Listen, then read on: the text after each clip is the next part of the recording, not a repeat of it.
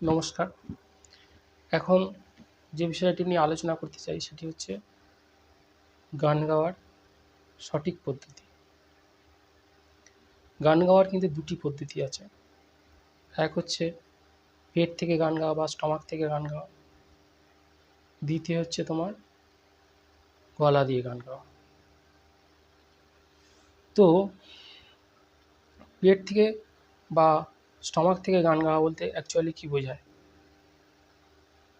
Stomach কিন্তু পুরোপুরিভাবে সরাসরি কিন্তু গানের যে ভয়েস তার সঙ্গে কিন্তু রিলেটেড নয়।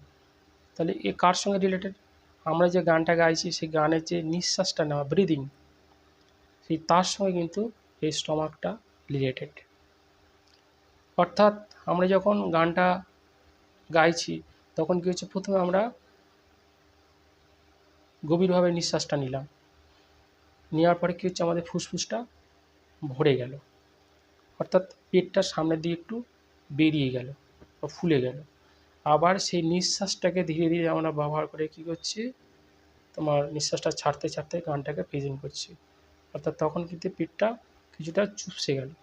তাহলে এই যে নিঃশ্বাসটা নিলাম, নিয়ে সেই নিঃশ্বাসটা ধীরে ধীরে ছাড়তে ছাড়তে যে গানটা গাইছি, ঠিক আছে, এবং এটা করার সময় যখন পেটটা আস্তে আস্তে চুপসে যাচ্ছে, অর্থাৎ নিঃশ্বাসটা যখন নিলাম তখন পেটটা ফুলে গেল, কিন্তু যখন নিঃশ্বাসটা আস্তে আস্তে ছাড়ছি বা নিঃশ্বাসটাকে নিয়ে যখন ছাড়তে ছাড়তে যখন গানটা গাইছি তখন পেটটা কিন্তু আস্তে আস্তে ভিতর দিকে চেপে যাচ্ছে। এই যে প্রসেসটা, এটাকেই বলা হচ্ছে তোমার পেট থেকে গান গাওয়া, ঠিক আছে। আর গানটাকে কিন্তু অনেক বেশি জোরালো বা সুন্দর করে প্রেজেন্ট করার জন্য কিন্তু এই পেট থেকে গান গাওয়া, এটাকে কিন্তু মাথায় রাখা দরকার।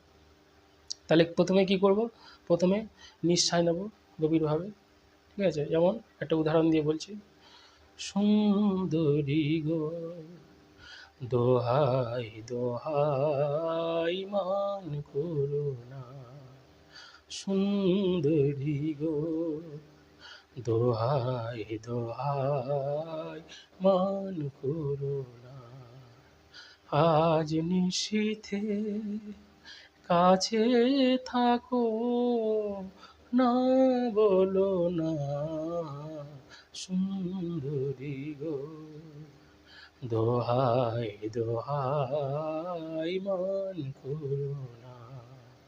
তাহলে এই যে গানটা গাইলাম, প্রথমে নিঃশ্বাসটা নিলাম, তারপর বললাম সুন্দরী গো, তারপরে আবার নিঃশ্বাস নিলাম। তাহলে এই যে নিঃশ্বাসটা নিচ্ছে এবং সেই নিঃশ্বাসটাকে প্রয়োগ করে বা নিঃশ্বাসটা ধীরে ধীরে ছাড়তেছে যে গানটা গাইছি, এই যে গানে গাওয়ার যে প্রসেস বা টেকনিক, এটাকেই বলা হচ্ছে তোমার পেট থেকে গান গাওয়া, ঠিক আছে। আর গলা দিয়ে তো গান গাওয়াটা কিছুক্ষণ গলা দিয়ে গান গাইলে গলাটা ব্যথা করবে এবং শ্বাস ধরে রাখার মতো সমস্যা হবে, ঠিক আছে।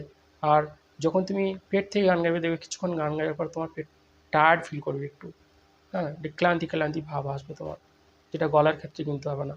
কিন্তু গলা দিয়ে যখন গান করবে কিছুক্ষণ গাওয়ার পর গলা এমনিতেই ব্যথা হবে, গলা থেকে স্বর বেরোতেই চাইবে না অনেকক্ষণ গান গাইবার পর, হ্যাঁ, গলা ধরেও যেতে পারে। তাহলে গান গাওয়ার ক্ষেত্রে আমরা কি করব, আমরা পেট থেকে গান গাওয়া এইটাকে ভালো মতো অভ্যাস করব। আর এটা করার জন্য যেটা বেসিক, যে তুমি পেট থেকে গান গাইছো কি না সেটা কী করে বুঝবে, এর বেসিক প্রসেস হচ্ছে, সেটা তুমি সকালবেলা সাটা ধরো তোমার, যেটাকে তুমি সা বলো আর কি, সে বি ফ্ল্যাট হতে পারে, সি হতে পারে, সি শার্প হতে পারে, সেই সাটাকে ধরে সোজা হয়ে বসো, বসার পরে গভীরভাবে নিঃশ্বাস নাও, নিয়ে ওম কথাটা বলতে থাকো। ওম কিন্তু আমাদের নাভি থেকে অর্থাৎ পেট থেকে কিন্তু ওম কথাটা উচ্চারণ হয়, সেই জন্য ওমটা বারবার বলতে থাকো এবং দেখো ওমটা যখন বলছে তখন কীরকম অনুভব হচ্ছে, সেটা থেকে তুমি বুঝতে পারবে যে ওম কথাটা কিন্তু একমাত্র আমাদের নাভি থেকে অর্থাৎ পেট থেকে কিন্তু উচ্চারিত হয়। সেই জন্য ওম কথাটা যখন ব্যবহার করছি যেমন অনুভব হচ্ছে, গান গাওয়ার ক্ষেত্রে কিন্তু সেই রকম একটা অনুভব আসবে বা অনুভব করতে পারবে যে তুমি পেট থেকে গান গাইছো কিনা।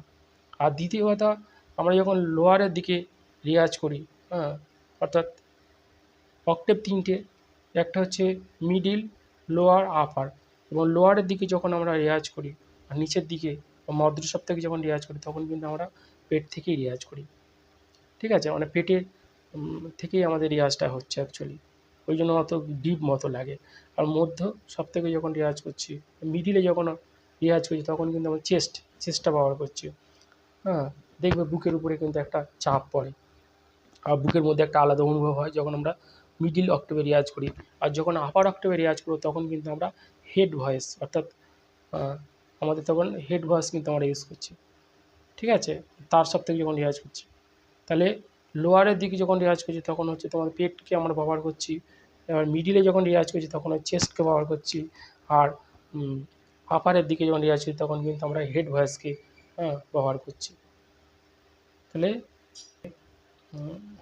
এই জিনিসটাকে যদি মাথায় রাখি যে গান গাওয়ার ক্ষেত্রে আমরা কী করব, নিঃশ্বাসটা ঠিকঠাকভাবে নেব এবং সেই নিঃশ্বাসটাকে ধীরে ধীরে প্রয়োগ করে গানটাকে প্রেজেন্ট করব।